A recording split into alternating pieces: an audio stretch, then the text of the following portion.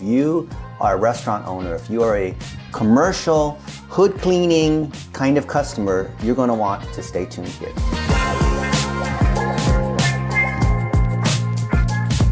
My friend Jose here has 1,300 customers for his New York hood cleaning service.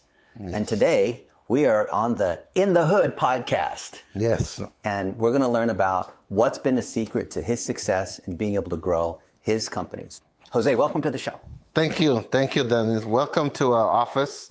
And it's been a wonderful, day and now afternoon meeting you. And all this, what we did in the office was terrific. So I want to talk about a little bit about our company and how we started, how we're doing this hood cleaning in New York City. So first of all, we started, obviously as a small group in New York, basically here in Queens. And then, little bit by little, we went and grow the company. Now we're in a stage that we have about 13 active clients. 1,300 active. 1,300, sorry, yeah. Active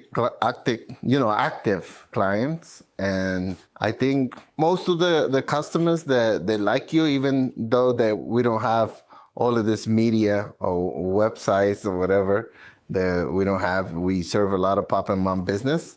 And also we kind of like serve a few corporates already. And so far, so good.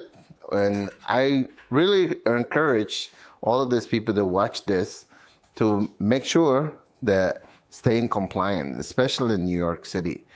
Staying compliant is number one, and save you a lot of money, especially for all this violations. So the fire department or the health department issue to small business, pop and mom business, Now, you did a presentation with the fire department of New York, and they featured you. Talk about that. Yes, it's correct. I was basically in that presentation in 2019, and we became a number one example vehicle. Basically, the fire department appointed and put us on the number one example vehicle.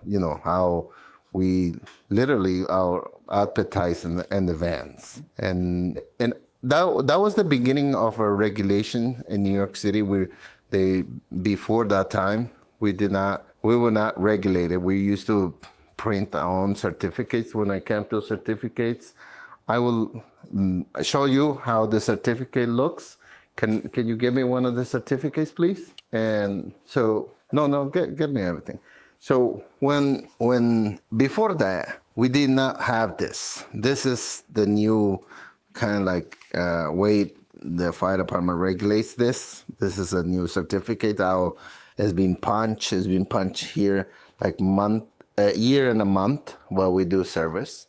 It's basically mandatory every 90 days to do the service.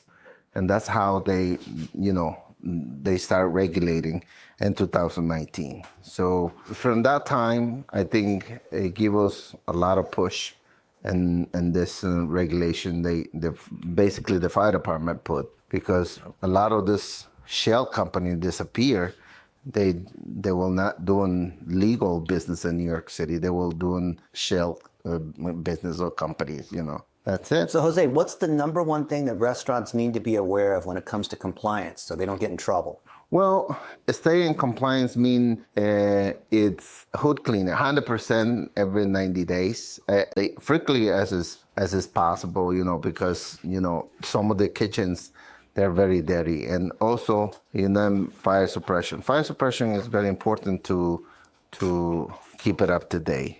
And obviously, we have our checklist. I will highly recommend to look into the checklist, a monthly checklist, which is big corporations, they do. They have checklists, and all of these items, they need to be checked out in order for them to be in compliance. But I do urge you the 100% they have to look into all your fire hazards, because the fire hazards is the most important for business to be in compliance and make sure that customers are safe, Now, Jose, there's a lot of hood cleaning companies in New York City, and you've grown to 1,300 companies that use you on a regular basis. What has been the key to that? Why do people choose you?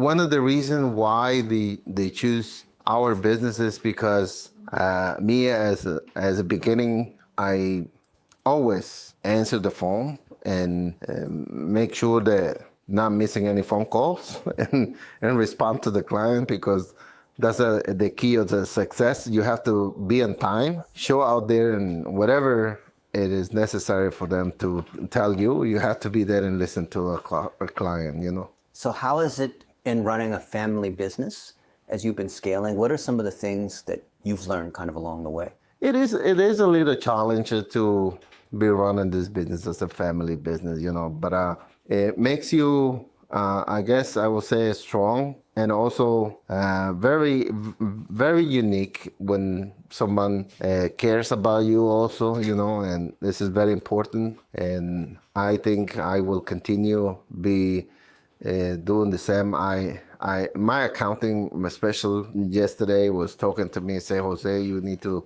stop running your business as with your heart. You need to think with your mind how you run your business. But you know, sometimes you have to do both. You know, and so a little bit of both. You know, but the reality is, business you cannot be too emotional. You have to really thinking how you're gonna be operating tomorrow. You know. Yeah. And so you have built your reputation on relationships, on service, on answering the phone, on showing up, on doing a good job, on having referrals. But as we know, AI and technology and all these new tools have come into play. What has been the adjustment for you? How do you think about technology? Well, I always been thinking about technology in the beginning when I started this business in 2013, and it's been a very, very difficult time for me to understand that I was set back because at that time it was, even the city was not ready for us to operate because the city still operated in papers. And luckily in 2019, there was a big change onto digital world, which is we are right now. And I think technology will help us tremendously, and it will implement our day-to-day business day, you know, and help us to grow as a company, you know. And what's it been like working with Juan Esteban? I think Juan is a great person to work in, and we have quite a little bit of good time, right, Juan?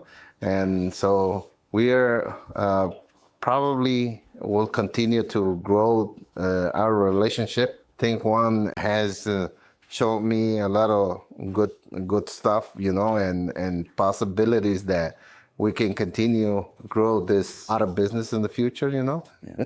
Our view is that Jose's business is like a Ferrari with a flat tire, because the core, the reputation, the quality of the actual service is good, but the digital is kind of non-existent. So how do we bridge that gap? I think you have to be in it. You have to be in 100%. You have to understand technology. You know, first of all, I don't know if so many people understand, but we're still in the old-fashioned way, and you know, paperwork, and some people get lost in there. And I think now technology is incredible. If we can implement this as quickly as possible, we'll be tremendously changed, and especially in this kind of business, you know. And learning, I think, is the most important. You know, you have to learn it. Yeah. You have to learn it. And if you learn this technology, you will get this.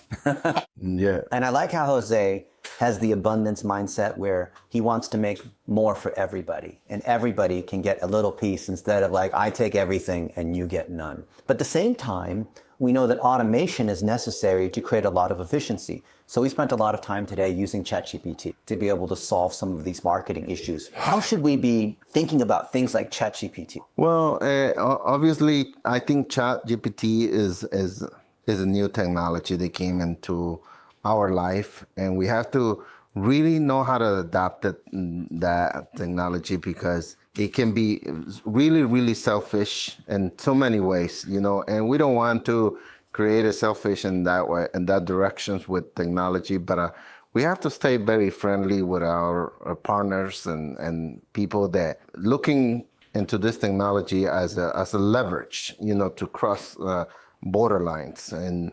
And it's a good tool to use, 100%. You know, is necessary. It's necessary for a human being because so many humans that they need more technology to live in this world now, modern world that we live. You know, yeah. So let's say there's someone out there who's inspired by you, Jose, and they also want to do hood cleaning in their city, and they want to model what you're doing. What should they be thinking about, and what should they do?